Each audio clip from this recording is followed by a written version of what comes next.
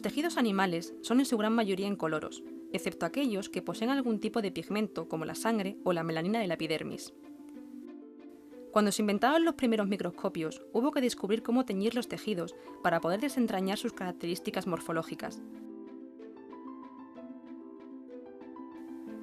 Las técnicas para teñir tejidos del sistema nervioso van desde el uso de tintes y pigmentos, como los desarrollados para la industria textil en el siglo XIX, hasta otras técnicas mucho más sofisticadas para observar elementos celulares, como las que usan anticuerpos o sondas de ADN o ARN. En este vídeo se describen las técnicas básicas utilizadas en los laboratorios de neurociencia para teñir cortes de tejido nervioso.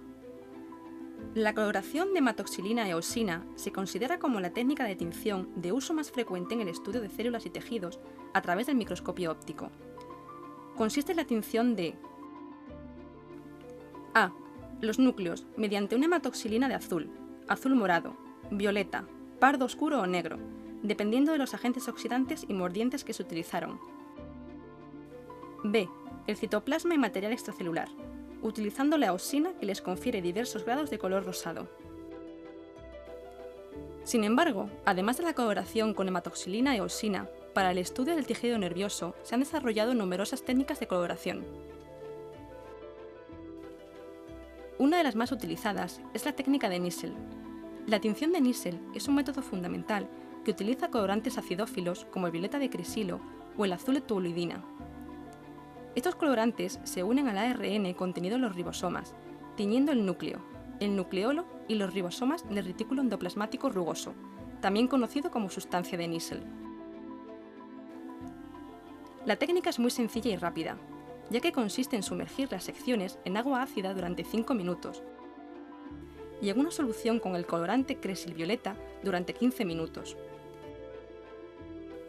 Para eliminar los restos de colorante, basta pasar las secciones por soluciones de etanol de concentración creciente. Cuando los cerebros están congelados, es preferible usar el violeta de crisilo, mientras que si están fijados, el azul de toluidina resulta más conveniente. Con esta tinción solo se tiñen cuerpos celulares, pero no las ramificaciones de las neuronas. De hecho, en células microgliales solo se tiñen los núcleos. Otro tipo de técnicas de tinción son las llamadas histoquímicas enzimáticas. La histoquímica enzimática o histoenzimología se basa en la capacidad que tienen algunos enzimas del tejido de mantener funcional su centro activo tras el proceso de fijación. Una de las técnicas de histoquímica enzimática más usada para visualizar neuronas es la detección de la actividad NAD-pH diaforasa, que actualmente se asocia, entre otras, a las enzimas sintasas del óxido nítrico en el sistema nervioso y vascular. Esta técnica permite detectar neuronas que expresan la enzima sintasa del óxido nítrico de una forma sencilla y rápida. Para esta técnica basta incubar las secciones a 37 grados centígrados, con un donador de electrones, el NAD-pH y un aceptor artificial de esos electrones, que además posee la capacidad de cambiar de color y precipitar cuando capta los electrones. Uno de estos aceptores es el nitroazul tetrazolio, que al captarlos se pone de color violeta. Aparte de las técnicas de tinción generales y las histoquímicas, más específicas, existen otras que se usan para detectar moléculas tisulares con una alta especificidad. Ello es posible gracias a la capacidad que tienen ciertas moléculas, como las lectinas o las inmunoglobulinas, para reconocer y unirse solo a una molécula determinada, presente en el tejido. La inmunocitoquímica es una técnica para la localización de moléculas en los tejidos mediante el empleo de anticuerpos. Es una técnica que, gracias a la oferta comercial de anticuerpos y a la estandarización de su protocolo, se ha convertido en un método sencillo, rápido y muy potente.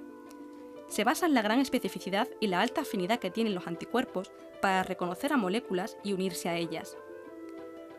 Además, la conjugación o combinación de los anticuerpos con enzimas o con sustancias fluorescentes permite detectar cantidades ínfimas de moléculas presentes en el tejido. En la inmunocitoquímica, los cortes se incuban con el anticuerpo primario, que se une a su antígeno específico allí donde esté presente. En un segundo paso, se aplica otro anticuerpo, denominado anticuerpo secundario, contra el anticuerpo primario. El anticuerpo secundario se une en un tercer paso a la enzima peroxidasa, una enzima que cataliza la formación de peróxido de hidrógeno.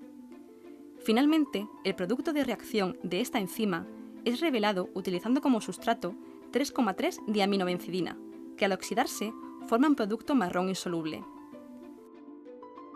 Para realizar una inmunocitoquímica, lo primero que debemos hacer es descongelar perfectamente los cortes, colocándolos sobre una placa caliente durante unos 10 minutos.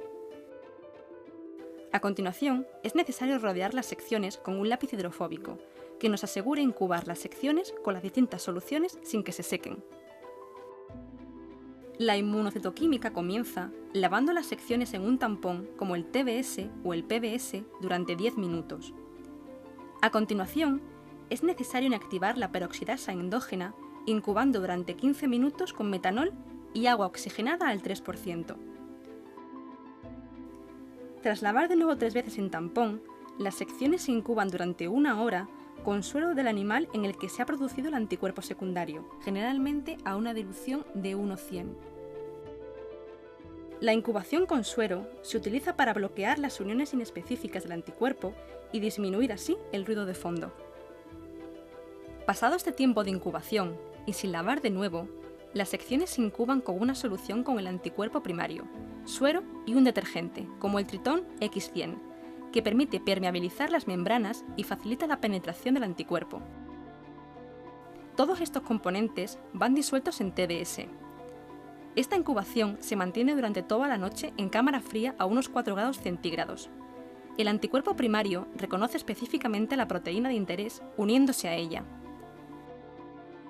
Al día siguiente, las secciones se temperan durante 1 hora a temperatura ambiente y a continuación se lavan 3 veces en el tampón.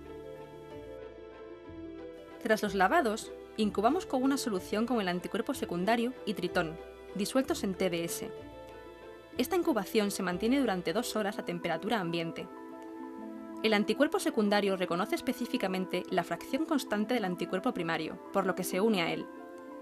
Este anticuerpo está unido covalentemente a la biotina, por lo que se dice que está biotinilado. Tras el anticuerpo secundario, las secciones se lavan de nuevo 3 veces en el tampón, y a continuación se incuban con una solución de avidina o streptavidina, unida a peroxidasa, también conocida como ABC, y se mantienen a temperatura ambiente durante 1 hora. La avidina tiene mucha afinidad por la biotina, por lo que el complejo avidina-peroxidasa queda unido fuertemente al anticuerpo secundario. Posteriormente, y tras haber lavado de nuevo 3 veces con el tampón, las secciones se incuban durante unos minutos en la solución de revelado, que contiene diaminobencidina y peróxido de hidrógeno. En este punto se debe tener especial cuidado, ya que la diaminobencidina es un compuesto tóxico. Tras el revelado, las secciones se tiñerán de un color marrón oscuro, en aquellas células donde existe la proteína que estamos estudiando. El método del marcado con sustancias fluorescentes tiene el mismo fundamento que el método con revelado por diaminobencidina. La única particularidad es que el anticuerpo secundario va unido a una molécula fluorescente.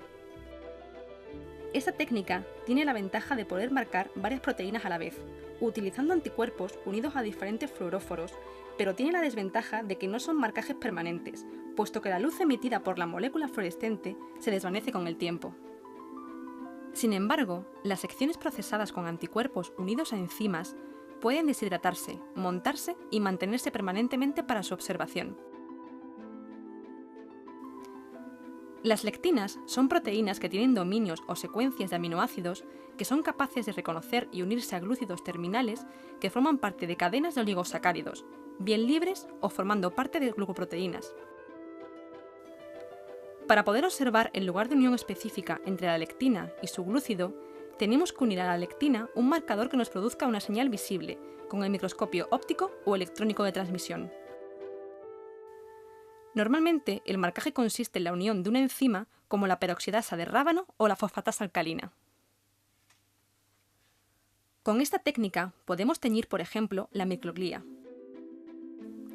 La técnica es muy sencilla y rápida, ya que solo consiste en incubar las secciones en PBSC, una solución formada por tampón PBS al que se añade tritón, cloruro cálcico, cloruro magnésico y cloruro de manganeso.